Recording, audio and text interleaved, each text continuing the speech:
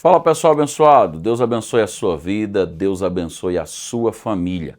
Estamos aqui em mais um episódio da nossa série O Mecanismo e vamos estar dando continuidade ao episódio anterior, quando nós estávamos falando sobre a nossa visão. Só que dessa feita nós vamos aprofundar um pouco mais e vamos mostrar os efeitos da nossa visão na nossa alma, ok? Então já deixa aqui seu comentário, já ativa as notificações, já deixa seu like. Se não é inscrito, já se inscreve aqui no nosso canal. Sempre é um prazer ter vocês aqui conosco. Mas vamos lá para mais um conteúdo.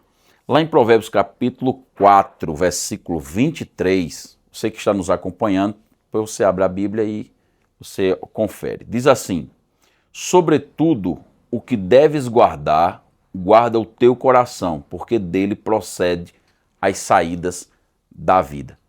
Quando a Bíblia fala de coração, ela não está falando de coração no sentido de órgão do nosso corpo, mas está falando da sede das nossas emoções, da nossa razão, do nosso sentir. Ele está falando justamente sobre a nossa alma. E por que é tão importante essa questão da alma? No episódio anterior, nós usamos o texto lá de Lucas 11, quando fala da candeia, que os nossos olhos é a candeia para o nosso corpo. Mas na realidade, quando você vai estudar, você vai entender que os olhos são as janelas da alma. É os olhos quem deseja, quem faz com que a alma tenha o desejo, que faz com que a alma leve todo o corpo a perseguir esse desejo ou a abandonar aquilo que está vendo.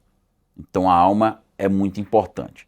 E lá em Gênesis, capítulo 2, quando Deus vai criar o homem, ele cria o homem de uma forma muito interessante. De todos os animais, de tudo que está na terra, a Bíblia diz que ele disse haja, produza. Mas para o homem ele disse façamos o homem à nossa imagem e semelhança. E quando ele foi fazer o homem, lá em Gênesis 2, versículo 7, diz que Deus vai formar o homem do pó da terra. Então imagina Deus como um artesão formando o homem do pó da terra, formando eu e você ali um boneco de argila, de barro, do pó do barro. E ele vai formando aquele boneco, e era só um boneco. Quando ele forma o boneco, ele agora decide dar vida a esse boneco, soprando o sopro de vida, que no original do hebraico é ruach, sopro. Então Deus soprou nas narinas do homem e o homem foi feito alma vivente. Por que não disse que o homem veio à vida e sim alma vivente? Porque a alma é justamente o resultado do mundo espiritual em contato com o mundo físico. E quando há esse contato, automaticamente forma a alma, colocando todo o código de Deus dentro de nós, o projeto de Deus, os planos de Deus, aquilo que Deus determina para mim, aquilo que Deus determina para você. E Ele nos dá esse livre-arbítrio para escolher se vamos servir a Ele ou não. Mas ali dentro da nossa alma tem tudo que nós precisamos. Para você ter ideia sobre isso, é só você observar uma criança quando ela vai amamentar. Ninguém ensina ela a amamentar. Isso já é do próprio instinto dela. Quando alguém se queima ou quando está em perigo, isso já é do instinto. Quando alguém faz algo bom, certo, isso deixa ela com a sensação de prazer, mas quando ela faz algo errado, deixa ela com a sensação de angústia, de desgosto, de tristeza. Então isso está dentro de nós, é o nosso subconsciente, já está registrado. E o subconsciente do homem está dentro da alma, assim também como o espírito humano está dentro da alma. Mas por que isso tudo, essa complicação toda? É simples, porque se os nossos olhos são a candeia do corpo e a nossa alma é quem faz a ligação do espiritual e do humano, do material, quer dizer, do mundo físico e do mundo espiritual, então nós podemos perceber que a alma ela tem contato com as coisas de Deus e com as coisas humanas ou físicas. Tem contato com o espiritual e tem contato com o físico. Por que eu estou dizendo isso? Simples. Porque se eu começar a ver de uma forma positiva a minha vida, automaticamente o meu corpo vai liberar endorfina, vai liberar dopamina, vai liberar vários outros hormônios que são produzidos pelo corpo, que vai me dar energia, vai melhorar meu modo de pensar, a minha questão cognitiva, a força, a determinação, a disciplina para fazer tal coisa. Da mesma forma, se eu pensar negativamente, isso vai desmoronar, vai me levar a uma depressão, ansiedade, crise de pânico e tantos outros problemas similares a esse, além das doenças físicas que podem vir no corpo humano.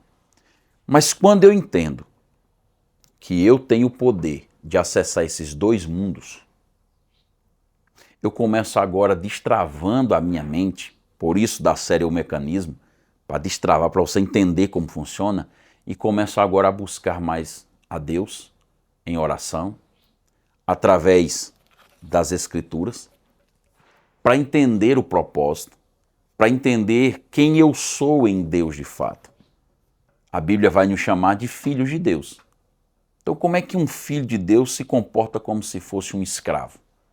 Como é que um filho de Deus não consegue vivenciar aquilo que Deus quer que ele vivencie? Então, muitas vezes nós aceitamos situações, crenças limitantes são impostas em nós, que nos faz cada vez mais definhar e não viver o propósito de Deus para a nossa vida. Vou dar um exemplo aqui dentro do campo da religiosidade. Há muito tempo atrás, logo quando surgiu a ideia dos franciscanos no mundo, nós vamos ver a ideia do seguinte: Deus tem dois tipos de pessoas na Terra. Pessoas que nasceram ricas é porque Deus quer que fiquem ricas. Nasceram ricas é porque Deus as fez ricas. Pessoas que nasceram em famílias pobres é para se acostumar e agradecer a Deus porque Deus quer que eles fiquem pobres, miseráveis, quer que eles fiquem naquela pobreza. Só que a Bíblia vai dizer o contrário. Deus te fez livre, te fez filho dele e com a potencialidade gigantesca dentro de você. Como é que eu sei? Porque, segundo os pesquisadores, já pegaram e já examinaram o cérebro do homem mais inteligente do mundo e do homem mais indouto do mundo. Vamos dizer assim, na expressão mais chula, a pessoa mais ignorante e outra mais sábia. E descobriram que o cérebro estava do mesmo tamanho, funcionava do mesmo jeito. A questão é que um foi condicionado a pensar mais, a resolver problemas, e o outro se acomodou. A diferença do cérebro da pessoa inteligente para a pessoa que não é inteligente é só essa. Um está acomodado e o outro está ativado, está sempre trabalhando. Então o cérebro é o mesmo. A partir daí, a gente entende que Deus quer o melhor para cada um de nós. Somos nós que muitas vezes não acreditamos nisso.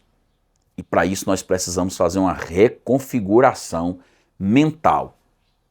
Deixar essas crenças limitantes que Deus te fez assim, que Deus está te colocando nessa situação, e começarmos a trocar essa crença militante por acreditar de fato que Deus tem o melhor, que Deus quer fazer o melhor, que Deus te fez alma vivente para você ter acesso a esses dois mundos, o mundo espiritual e o mundo físico.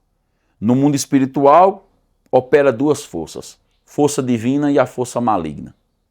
Quando eu busco as coisas de Deus, obviamente, o meu lado espiritual vai se encher das coisas de Deus, a minha visão vai ficar mais clara, eu vou conseguir ver melhor as possibilidades. Quando eu começo a me encher das coisas malignas, das coisas que me levam para longe de Deus, obviamente, o meu corpo também sofre com isso. A minha visão fica turva. Eu começo a ver, enxergar mais os problemas do que a solução. Eu começo a enxergar mais o perigo do que a oportunidade. E assim sucessivamente. Então a palavra de hoje para você é justamente essa. Você tem acesso a esses dois mundos. Deus tem o melhor para você e você precisa configurar a sua mente para vivenciar aquilo que Deus quer que você vivencie e não que os outros querem que você vivencie ou que Satanás quer que você venha experimentar e vivenciar. Deus tem algo muito mais poderoso para você. Que Deus abençoe. Até o próximo episódio, se assim Deus quiser. Deus abençoe a todos.